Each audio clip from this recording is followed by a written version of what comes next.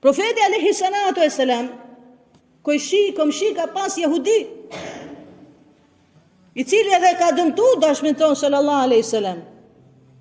E ka pas një prej komshive, ka pas jehudi, dhe për ditë jehudia çka bonte?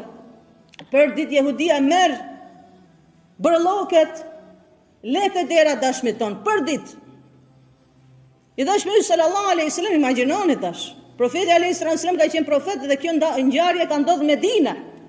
Dhe kur ka ndodhur në Medinë, profeti alayhi wasallam ka pas më pushtet.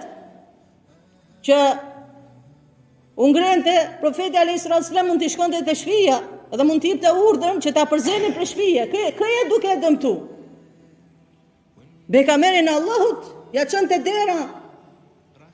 Bërloket bekamerit Allahut subhana xhalla xhelalu për ditë ky muhabet. Profeti alayhi wasallam si ka reagu?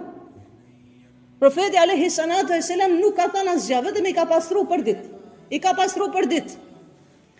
Kur del një ditë për ditëve, profeti alayhi salatu wasallam nga shtëpia shikon që nuk ka më bërllokë. E profeti alayhi salatu wasallam çka bën? I shkon jehudis te shtëpia. Duke shkuar te shtëpia jehudis, e shikon që gruaja jehudis shikon profetin alayhi salatu wasallam që u drejtu te shtëpia këtyre. Dhe kjo për frikës i thot burrit vet ngrehu. S'është duke ardhur Muhammedi sallallahu alaihi wasallam. Kur hyn profeti alayhi salatu wasallam i thot vetëm erdha t'ju shikoj a jeni mirë. Se sot bërlloke nuk keni hut te dera.